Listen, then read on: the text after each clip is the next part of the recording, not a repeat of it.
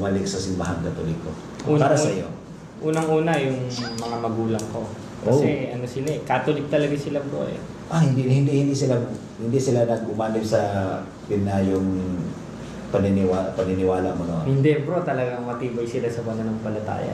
Eh, paniwalaan ko ba Soriano, bakla naman yan. Ayun, nung nag-INC ako, pinapakit. Kasi, nagiging INC nung INC,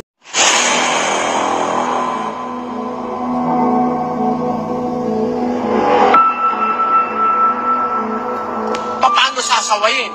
1.13 ng Tito.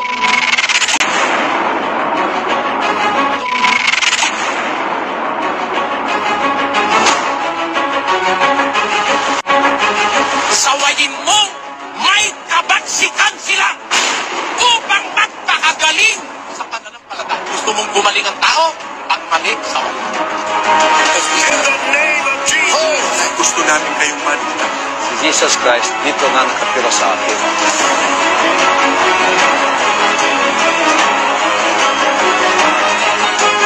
Ang pagmamahal sa kapwa, pati yung nasa labas ng iglesia nila, pinakikialamang hatulan.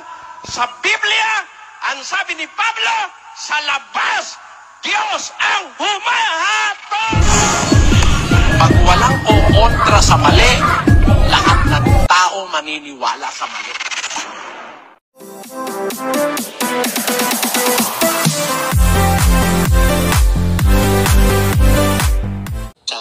Brother Jared Almasora, siguro naririnig nyo na siya o nakikita nyo na siya sa Facebook.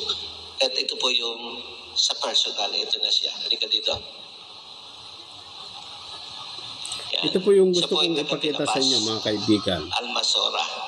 Yung sinasabi ni Jared. Nagbablog dyan sa atin, o hindi naman nagbablog, kundi siya ay Catholic faith defender ngayon. Pero siya po ang magkukwento sa atin ng kanyang conversion o pagbabalik loob. Ayan, magandang umaga po sa atin mga iksuon, mga kapatid. At ako nga po pala si kapatid na Jared Almasora. Sa mga hindi po nakakilala sa akin, ako po yung mga tumataboy dyan sa mga born again. Dahil unang-una, nasa utos yun, 1.13 ng Tito, sa Ebanghelyo ni Apostol Pablo, sabi, ang patotoong ito'y tunay dahil dito, sawayin mong may kabagsikan sila. Kaya pag may nakita talaga ako na ibang pananampalataya, inaakay yung mga kapatid nating Katoliko, talagang sinasaway natin. Dahil unang-una, yun lang naman po ang alam kong gawang mabuti. Pag hindi ko ginawa yun, magkakasala ko. Basahin natin yung 4.17 ng Santiago, ang sabi, sa nangakakaalam ng paggawa ng mabuti, ngunit hindi ginagawa, ito'y kasalanan sa kanya. Ang alam ko lang naman kung gawang mabuti pagdating sa pananampalataya, yung pumuna, yung makipagbaka. Bakit? 3.15 ng unang Timoteo, ngunit kung ako'y magluwat ng mahabang panahon, ay upang maalaman mo na kung paano sa mga tao na dapat ugaliin. Saan? Doon sa bahay ng Diyos. At isa sa physically evidences at biblical evidences na yung tunay na bahay o simbahan ng Diyos, 3 ng 2 Kronika, may larawan. Kasi ako po, galing ako sa iba-ibang pananampalataya, galing ako sa born again, galing ako sa Iglesia ni Cristo. At yung huli kong sinaniban ay yung itinatag ni Eli Soriano noong 1980s na ang dating daan.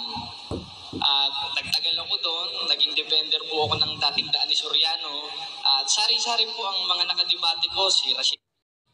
Yan po ang gusto kong iparinig sa inyo mga kaibigan. Yung nakita kong kasinungalingan na sinabi ni Jared, na kung saan sinabi niya na matagal daw siya sa MCGI. Doon daw siya nagtagal. Gusto ko lang ipapansin sa inyo mga kapatid, kung gaano kasinungaling itong batang ito. Napakabata pa, 17 years old, ganyan na siya katindi kung magsinungaling. Bakit po mga kaibigan? Kung napansin po ninyo yung kanyang sinabi na galing siya sa born again. So ibig sabihin, nauna siya sa pagka-born again. And then pagkatapos, pumunta sa iglesia ni Cristo. And then pagkatapos, umanib sa itinatag daw ni Soriano at doon daw nagtagal. Yung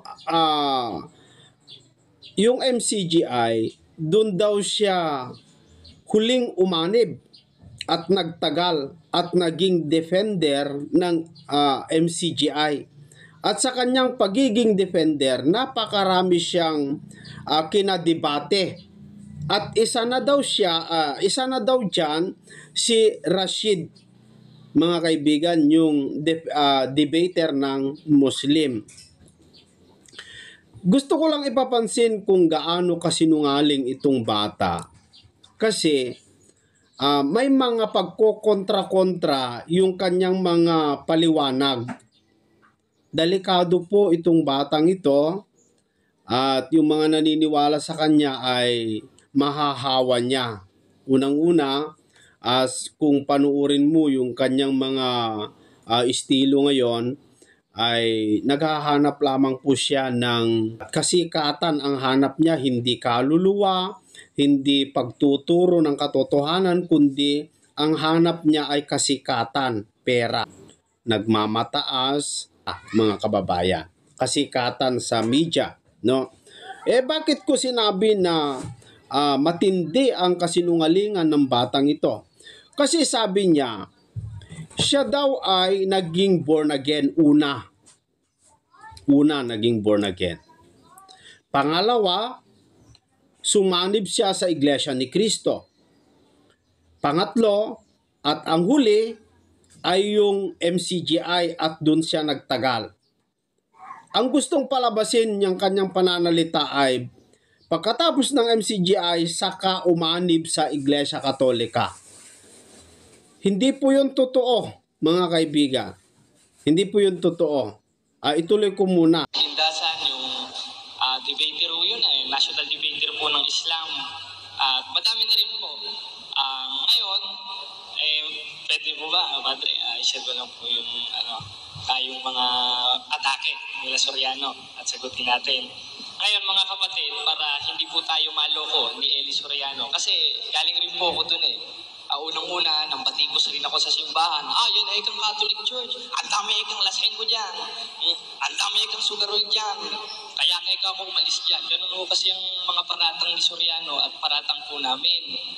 Ngayon, yan daw po yung mga paratang ni kapatid na Eli Soriano na pinaparatangan niya daw na ang Iglesia Katolika ay marami daw lasinggero, marami daw sugarol. Tagdagan ko na, Jared, hindi lang sugarol ang nandyan sa Iglesia Katolika.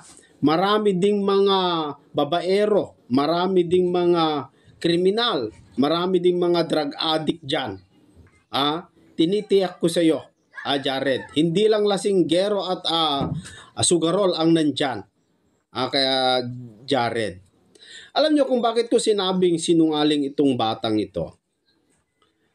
Ang isa sa mga nakita kong kasinungalingan, panuorin muna natin mga kaibigan, yung iba niyang pahayag. Heto. Di ko nag-video chat kami, nag-video call. Nang ikaw ay bumalik sa simbahan Katoliko. Para sa iyo. Unang-una yung mga magulang ko. Kasi Catholic talaga sila po Hindi sila nag-umanib sa pinayong yung mga magulang niya Catholic, ganun din ang sinabi niya sa interview ni Darwin Gitgano sa isang video na napanood ko. Catholic. At si Jared hindi na binautismuhan sa Katoliko ngayon kasi ayon sa kanyang pahayag sa ibang video ay si Jared ay nabautismuhan na nung bata, nung sanggol. Binautismuhan o bininyagan ng pari, kaya hindi na siya nagbinyag. Ibig sabihin, ang kauna-unahang relihiyon na nakagisnan ni Jared ay yung Iglesia Katolika. Ituloy natin. Paniniwala mo na. Hindi bro, talagang matibay sila sa pananampalataya. Paniwalaan ko din Soriano, baka naman yan. Ayun, nung nag-INC ako, pinapakit. Kasi Ayan, hindi daw maniniwala yung mga magulang niya, matibay daw sila sa pananampalataya at ayaw daw nilang maniwala kay Soriano kasi si kapatid na Eli ay bakla naman daw, mga kaibigan. Pero Jared, hindi mo yata alam na maraming mga naitatala dyan po sa Iglesia Katolika na napakaraming bakla dyan. Kung bakla lang ang batayan para hindi ka maniwala at yan ang batayan para ikaw ay totoo, nagkamali ka, Jared, kasi napakaraming bakla dyan sa Katoliko. Napakarami. Hindi ko naman i-deny na may bakla doon sa MCGI kasi miski hindi tayo kaanib dyan, meron naman tayong mga kaibigan dyan, no? Mga kaibigan. Pero hindi po batayan na miski bakla ka ay wala ka ng kaligtasan at wala ng katotohanan sa iyo. Wala kang mababasa, Jared, sa Biblia na ang isang bakla ay hindi maliligtas at hindi dapat magsabi ng katotohanan. Wala. Walang sinasabi sa Biblia na kapag bakla ay hindi na nagsasabi ng totoo at hindi na maligtas. Miski halungkatin mong Bible, wala yan. Kaya matindi itong tirada ni Jared kay kapatid na Eli. Ituloy natin, pakinggan natin kung kailan siya naging iglesia ni Kristo. Ito yung gusto kong ipapansin, mga kaibigan. Kasi doon sa isang video na pinakita ko sa inyo, si Jared unang-una naging born again. Doon pa lang sinungaling na itong batang ito. Kasi dito sa banda dito, yung kanyang mga magulang ay legit na legit o talagang katoliko. At sa isang video na tinanong ni Darwin Gitgano, ay sinabi niya na siya ay nabautismuhan sa Katoliko. So ibig sabihin, kauna-unahan siya ay Katoliko. Pero dun sa isang video na pinakita ko, siya ay ang una niyang relihiyon, born again. Kung napansin po ninyo, iulit natin yon, banda na yon. Kasi ako po, galing ako sa iba-ibang pananampalataya, galing ako sa born again, galing ako sa Iglesia ni Cristo. At yung huli kong sinaniban ay yung itinatag ni Eli Soriano noong 1980s na ang katindahan. At nagtagal ako doon, naging defender po ako ng katindahan ni Soriano. At sari-sari po ang mga nakadebate ko, si Rashid. Ngayon, kailan siya naging iglesia ni Kristo? Heto, mga kaibigan. Sila ako bro, nakaano ko noong 13 years old ako. Naano ako doon, tapos naging kalihim rin ako doon. Tapos naging kalihim rin ako doon. Ayun, so sinasama ko ng mga manggagawa, kaya after pagsamba, tapos minsan walang pagsamba, nandun ako sa parang kumbento, sa Catholic kumbento. Nandun ako sa mga manggagawa. Kumbaga, ayun, papaturo ko. Ang tinuro sa akin mga sitas, D6 ng Roma. Ito, D6, D8 ng Mateo, tapos 8:40 naman.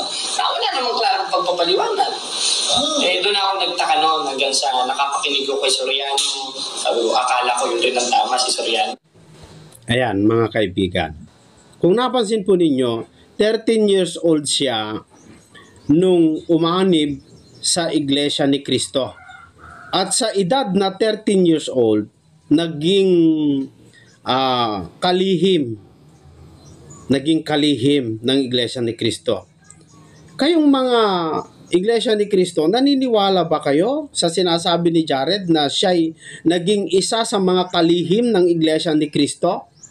Matindi itong bata ito, Kasi 13 years old, naging kalihim ng Iglesia ni Cristo. Ano ibig sabihin kaya ni Jared doon sa pagiging kalihim niya sa Iglesia ni Cristo sa edad na 13 years old? Doon sa isang video, nauna siya'y born again. Ilang taon kaya siya nung born again siya? Kasi unang-una, naging Katoliko siya dahil doon siya nabautismuhan. Anong edad kaya nung naging born again? Kaya dito, ito namang mga defensor, si Kaloy at saka si Jando, bilib na bilib kay Jared. Tinatarantado na nga kayo.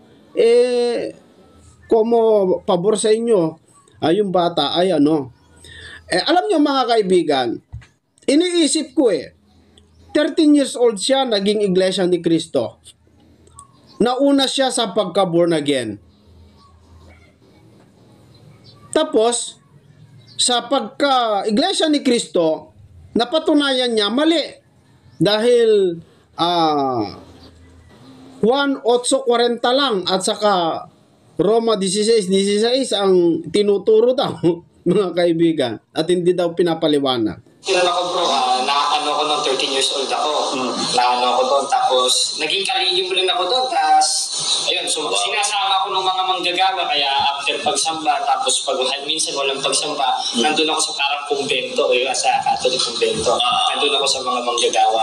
Kumbaga, ayun, papaturo ko. Ang tinuro sa akin mga sitas, D6 ng Roma. Ito, D6 ng Mateo, tapos 8:40 naman. Wala namang klarong pagpapaliwanag. Doon ako nagtaka noon hanggang sa nakapakinig ko kay Soriano. Sabi ko, akala ko yun rin ang tama si Soriano. Nung nakita niya si Brother Eli, akala niya yun din ang totoo. So ibig sabihin, mula pagka Iglesia ni Cristo, naging kay kapatid na Eli. Sinungaling talaga itong batang ito mga kaibigan. At sabi niya, doon sa video na ating pinalabas, iulit natin. Galing ako sa born again. Galing ako sa Iglesia ni Cristo. At yung huli kong sinaniban ay yung itinatag ni Eli Soriano noong 1980s na ang katindahan. At nagtagal ako doon, naging defender po ako ng katindahan ni Soriano. At sari-sari po ang mga nakadibate ko, si Rashid. Ang sabi niya dyan, tumagal sa pagiging MCGI at naging defender, debater ng MCGI. At sa pananatili niya ng pagtagal dyan po sa MCGI, napakarami siyang kinadibate. At ang isa sa kanyang kinadibate ay si Rashid. Na kung saan pinanood ko yung Rashid na debate nila, ay hindi na siya MCGI doon, kundi siya po ay isa sa kabilang doon sa tinatawag na Iglesia ng Diyos kay Kristo Jesus. Alam niyo mga kaibigan, doon pa lang makikita mo sinungaling talaga itong batang ito mga kapatid. Bakit? Kasi hindi naman totoo na nung kinadebate niya si Rashid, nasa MCGI pa. Hindi na, kasi nandun na sa Iglesia ng Diyos kay Kristo Jesus. Iba yon, iba doon sa MCGI mga kaibigan. At yung sinabi niya na doon siya nagtagal sa MCGI, mali sinungaling talaga Bakit? Kasi sabi niya, nung umanib sa MCGI, pagkatapos ng Iglesia ni Cristo, 13 years old, ewan ko kung ilang edad o ilang taon na natili si Jared dyan po sa Iglesia ni Cristo. Pero ayon sa sinabi niya dito, hindi nagtagal doon po sa Iglesia ni Cristo kasi hindi naman daw totoo. Dahil 8:40 lang naman daw. Juan 8:40 lang naman daw ang tinuturo at saka Roma 16. Kaya umalis, pumunta sa MCGI at doon siya nagtagal. Paano ka naging nagtagal sa MCGI, Jared? Ano ba totoo? Kasi sinabi mo sa isang parte ng video na ikaw ay umanib sa MCGI noong 2023. At sinabi mo, nalinlang ka ni kapatid na Eli. Abay, patay na si kapatid na Eli nung ikaw ay umanib sa MCGI. Kasi namatay si Brother Eli February 11, 2021. 2021 namatay. 2023 ka umanib sa MCGI. Sabi mo, doon sa isang pahayag mo.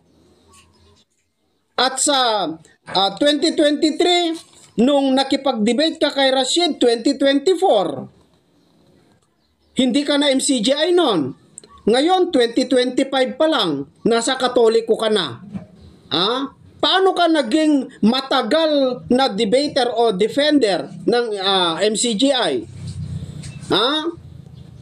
Kayo mga kaibigan, tignan nyo kung paano magsinungaling itong bata para makahanap lang ng kasikatan sa media.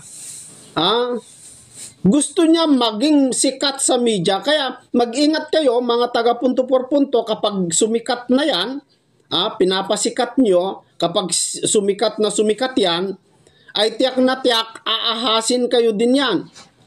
Magiging ahas din yan sa inyo. Bakit?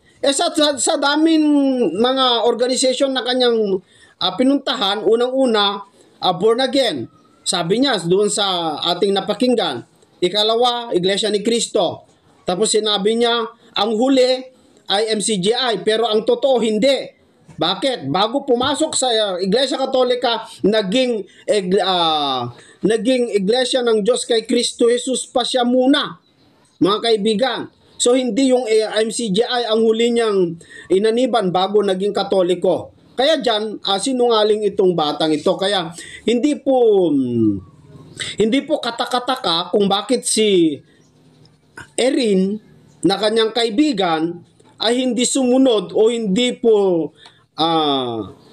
nagtuloy, naging Katoliko, dahil nakita niya siguro na ang mga defensor naman, ang mahalaga lang sa kanila si Jared at yung isa niyang mga kasama at yung iba pa ay hindi mahalaga kasi hindi naman nila kailangan tulad yung katabi niya, hindi naman kailangan ng defensor yan Ang kailangan lang naman nila si Jared Kaya siguro hindi napapansin si Erin, hindi na nagtuloy, mga kaibigan. Kaya dito pa lang makikita natin na sinungaling din itong batang ito. Bakit? Kasi hindi po totoo na nagtagal sa MCGI yan. At marami tayong mga kaibigan sa MCGI na nagsasabi, hindi totoo na naging defender yan. Di ko man lang nakilala yan sa MCGI, sabi ng iba. Kasi hindi naman kasi talaga siya nagtagal. Ang totoong, kung totoo man na siya ay naging Iglesia ni Cristo, doon siya tumagal. Doon siya tumagal sa Iglesia ni Cristo kasi 13 years old siya nung umanib sa Iglesia ni Cristo. Nung umanib sa MCGI ay 2023. Nasa edad na 16 siguro, mga kaibigan, o 17, ganun. Kasi 2023 siya umanib. At 17 years old pa lang itong batang ito o 18 years old. 18 years old na siguro ito. O paano naging matagal ka sa MCGI? Mas matagal ka sa Iglesia ni Cristo Mas matagal ka. Bakit? Kasi 13 years old na sa Iglesia ni Cristo ka na 2023 lang ka umanib sa MCGI. 2025 pa lang ngayon. Nung 2024, nasa Iglesia ng Diyos kay Kristo Jesus ka. O di hindi ka tumagal sa MCGI. O di ka sinungalingan yan, mga kaibigan. Tapos paniniwalaan nyo ito. Mga defensor. Hindi nyo ba napapansin? Hindi nyo ba napapansin yung mga balibaliktad at magkakakontrang pahayag ni Jared tungkol sa kanyang mga inaniban? Humahanap lang ito ng kasikatan sa media. And then kapag tumaas na ito, mga kaibigan, aalis din yan, gagawa din yan ng sariling grupo para kalabanin kayo. Kung ano ang ginawa niya sa mga organization na kanyang nilayasan, ganun din ang gagawin sa Iglesia Katolika, mga kaibigan at mga kapatid. At ito, gusto ko lang basahin, lapat na lapat ito kay Jared, mga kaibigan. Dito po sa lagi niyang binabanggit sa Juan 8:44. Ito ang tatay ni Jared, mga kaibigan. Kayo'y sa inyong amang dyablo, at ang mga nais ng iyong ama ang ibig ninyong gawin. Siya'y isang mamamatay tao, buhat pa ng una. Yan daw si Satanas. At hindi na nanatili sa katotohanan.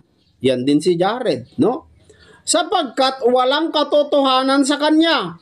Pagka nagsasalita siya ng kasinungalingan, ay nagsasalita siya ng saganang kanya, sapagkat siya'y isang sinungaling at ama nito. Kita mo mga kaibigan, wala daw katotohanan dun sa taong sinungaling dahil ang ama niya ay ang dyablo. Saan pupunta ang mga sinungaling, mga kapatid? Sa Revelation chapter 21, dito sa verse 8, kung saan mapupunta ang mga sinungaling. Heto, no? Heto, mga kaibigan, sa verse 8, ngunit sa mga duwag at sa mga hindi mananampalataya at sa mga kasuklam-suklam, at sa mga mamamatay tao at sa mga mapakiapid at sa mga manggagaway at sa mga mapagsamba sa Diyos-Diyusan at sa lahat na mga sinungaling. Ang kanilang bahagi ay ay sa dagat-dagatang nagnininga sa apoy at sa asupre na siyang ikalawang kamatayan. Hindi daw makapasok sa langit, mga kaibigan, yung sinungaling, ayon din sa Revelation chapter 21 sa verse 27, at hindi papasok doon sa anumang paraan ang anumang bagay na karumal-dumal o siyang gumagawa ng kasuklam-suklam at ng kasinungalingan, kundi yaon lamang na mga nakasulat sa aklat ng buhay ng kordero. Hindi makapasok. Saan ang bahagi nila? Yung mga sinungaling nasa dagat-dagatang apoy. Nakikita naman natin kung gaano kasinungaling yung kanyang mga pinagsasasabi. Na sabi niya, nagtagal at huling inaniban niya ay ang MCGI. Tuwang-tuwa naman itong mga defensor kasi parang nakabingwit sila. Ang akala nila, ginto, abay tanso pala. Natanso sila. Kapatid na Jim, natanso sila. Bakit? Kasi, hindi naman totoo yung mga pinagsasasabi niya. Alin ba totoo doon? Saan ka ba talaga nagtagal, Jared? Sa MCGI o sa Iglesia ni Cristo? At ano ang huli mong inaniban? MCGI o Iglesia ng Diyos kay Kristo Jesus? Magtapat ka naman ng totoo para kapanipaniwala ka. Magaling ka sa mga talata. Marami kang na-memorize o na isaulo na talata. At nakuha mo yung mga ibang taktika at ibang estilo ni kapatid na Eli sa pakikipagdebate. Pero kawawa ka naman kasi yung mga nabasa mo, mga kinabisado mong talata, ay hindi mo naman pinapaniwalaan at hindi mo naman nauunawaan. Nakabisado mo lang.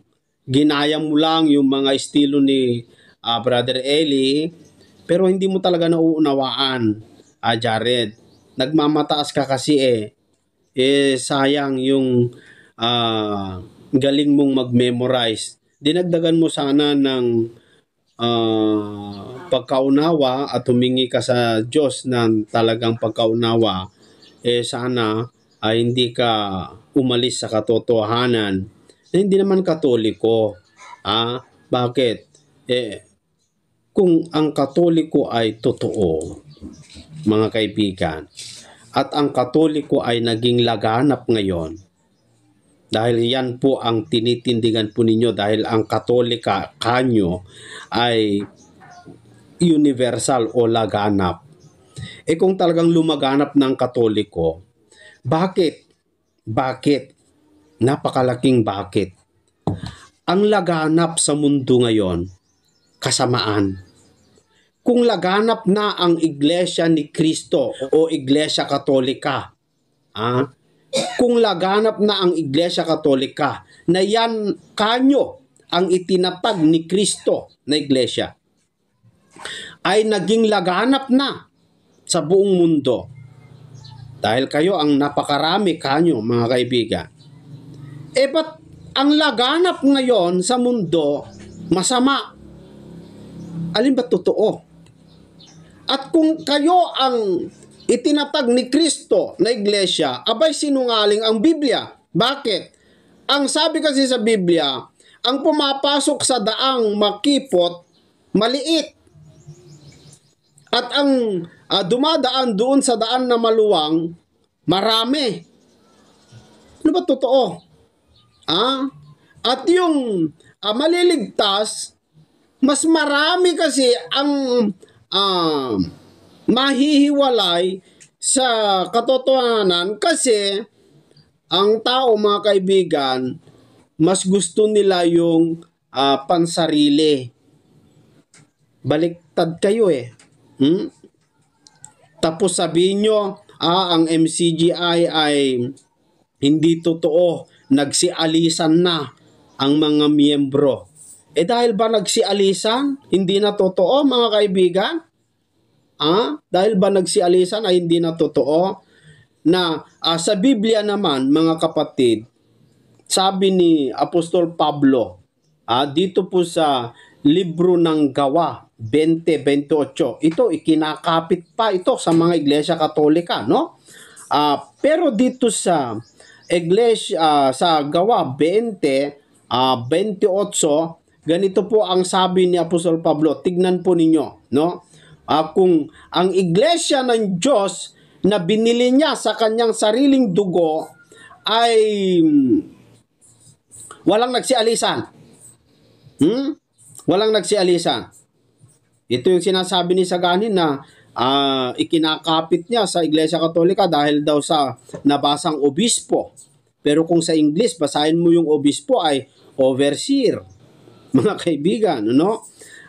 Sabi dito, ingatan ninyo ang iyong sarili, sabi ni Pablo, at ang buong kawan, na sa kanila'y ginawa kayo ng Espiritu Santo na mga obispo, upang pakanin ninyo ang iglesia ng Panginoon, na binili niya ng kanyang sariling dugo. Sabi dito, verse 29, aking talastas, pakinggan mo ito, pakinggan nyo ito, mga Katoliko na nagsasabing hindi totoo ang MCGI dahil nagsialisan ng mga tao. Sa 29, at aking talastas na pag-alis ko ay magsisipasok sa inyo ang mga ganid na lobo na hindi magpapatawad sa kawan at magsisilitaw sa mga kasamaan din ninyo ang mga taong magsasalita ng mga bagay na masasama upang mangagdala ng mga alagad sa kanilang hulian. So, yung totoong iglesia na sinaunang Kristiyano na pinamumunuan ni Pablo, may mga, pag-alis ko sabi ni Pablo, may papasok na lobo. At mula sa inyo, sabi niya, kukuha siya ng mga magiging kasama niya para lumayas at kumalaban. Hindi ba ganyan ang nangyayari sa MCGI, mga kaibigan? O ngayon, yun ba'y batayan na totoo din ang iglesia o ang MCGI? Dahil ganun ang nangyayari? Hindi. Kasi miski sa Katolika, marami ding nagsisialisan.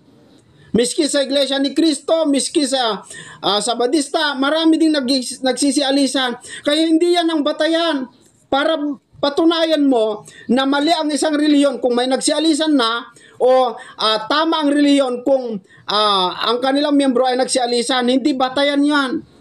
Ang batayan, mga kaibigan, sa totoong iglesia ay kung yung iglesia ay sumusunod sa mga alituntunin ni Kristo.